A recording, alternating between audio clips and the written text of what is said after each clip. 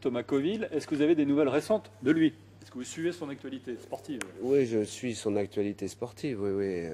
J'ai des nouvelles, oui. Hier, on s'est envoyé un petit SMS pour dire qu'il revenait en France pour 2 jours et qu'il repartait pour attraper son prix dimanche à Bahia. Oui, oui, on se connaît. On est connectés, on est connectés. Et là, il vous a répondu. Oui. Comment vous saluez-vous on parle toujours de l'actualité, hein, mais ce dernier résultat là qu'il a, qu'il a pu Je le faire? salue avec mes 2 mains, mes pieds, mes jambes, mon corps tout entier. C'est fabuleux. C'est fabuleux en plus parce que même sur le papier, même lui ne pensait pas faire un tel résultat. C'est extraordinaire. Puis c'est une régate à travers l'Atlantique. C'était fou, quoi. Ce corps à corps, c'était absolument dément. À quelques milles pendant toute la course. Enfin, non, c'est magnifique ce qu'ils ont fait avec Jean-Luc Nélias. Magnifique. Alors après, ils ont profité, bien sûr, de le fait que Gitana était encore un bateau hyper récent et dont il connaît pas, et c'est pas encore les réglages de façon parfaite, mais sur le papier, le Gitana il est plus rapide, quoi. Il est plus récent, il est plus rapide, donc c'est une victoire sur la, je sais pas, sur la ils sont arrivés à deux choses, une connaissance du bateau, évidemment, depuis toutes ces années où il navigue dessus, en solo ou en duo, ou en équipage, et puis aussi le duo qu'il fait avec Jean-Luc. C'est un couple magnifique, quoi. Humainement et professionnellement magnifique, et ça donne ce résultat. C'est clair que c'est une joie pour moi aussi de le sentir heureux à distance et de les sentir heureux, bien sûr. Je fais un peu l'éponge quand même sur les échecs et les réussites. Et là, c'est une addition de réussites qui est sublime, sublime. Pour Coville, hein, entre 2017, là, la Transat, et 2014, forcément, une course, un contexte différent. Très différent, puisque c'était en effet sa 4e tentative et qu'il a échoué en Atlantique Sud. Et que derrière ça, eh ben, il a eu cette 5e tentative réussie en décembre 2016. Et c'est la réussite de l'acharnement, du désir, je ne sais pas où va se loger ce désir à ce point. C'était son Graal, il l'a eu. Mais alors bon, du coup, oui, toutes ces lettres et tout ce courrier qu'on s'envoie, toute cette écriture, j'ai fait le choix de l'adapter au théâtre, en effet, parce que sur une chose qui ne se passe pas tout à fait de façon fluide, c'est un matériau qui est évidemment intéressant au théâtre.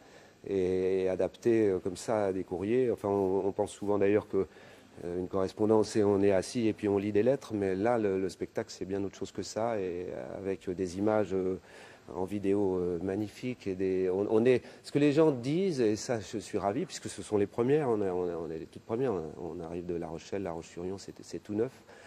C'est qu'on part en voyage, quoi, un voyage qui est géographique parce qu'on le suit lui dans son parcours.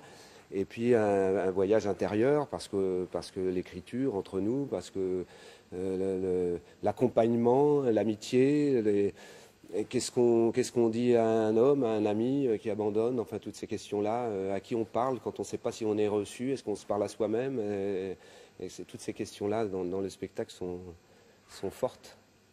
Pourquoi vous avez ciblé Thomas Coville en particulier? Parce que c'est un ami tout simplement, et que quand j'ai proposé de m'offrir l'adresse mail du bord, on se connaissait depuis 2 petites années et qu'il m'avait invité sur son bateau, qu'on s'était connu la première fois sur le trophée SNSM qui démarrait de Saint-Nazaire, là justement. Et c'est là qu'on s'est connus. Les premières fois où je l'ai rencontré, c'était ici. Et puis on a navigué 36 heures sur le trophée SNSM, et puis après on s'est rendu compte qu'on était juste voisins, et donc la connexion a continué. On s'est entraîné ensemble, on a couru, on a roulé, on a parlé, et puis de façon assez naturelle, les choses se sont faites comme ça, et c'est toujours des moments très forts, très forts. À chaque fois qu'on se voit, c'est toujours, on va tout de suite droit au but. Alors ces skippers, vous le savez, hein, ils sont de plus en plus, moi je trouve, dans la lumière médiatique, hein. On leur demande de communiquer encore plus, de plus en plus. Là, évidemment, le spectacle, là, c'est autre chose. On va plus dans Ouais, dans on l'intimité. va plus dans la cave, ouais, c'est clair. Évidemment, ce qu'il raconte là, ce qu'il m'offre, c'est pas quelque chose que forcément les marins offriraient aux médias ou à la famille parce que c'est plus fragile, parce que c'est pas forcément l'image.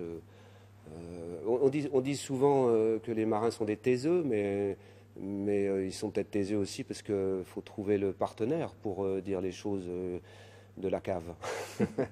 Et quand ils sont en mer, même les vidéos qu'on reçoit, bon, ben, les caméras ne sont pas là pour aller capter les moments difficiles parce que c'est pas possible de les communiquer ou parce que c'est trop en mouvement ou trop je sais pas quoi. Donc les caméras elles s'ouvrent à des moments qu'ils choisissent de les ouvrir. Que là c'est en effet très différent. Ce qu'on vit là avec cette écriture, j'ai envie de dire, c'est plus fort.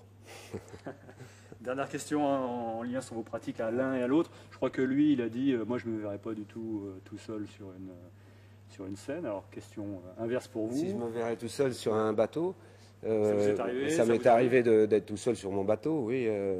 C'est pas tout à fait la même chose que d'être tout seul sur un bateau comme Sodebo qui fait 31 mètres de long. Hein. Le mien ne fait que 8 mètres 80 déjà.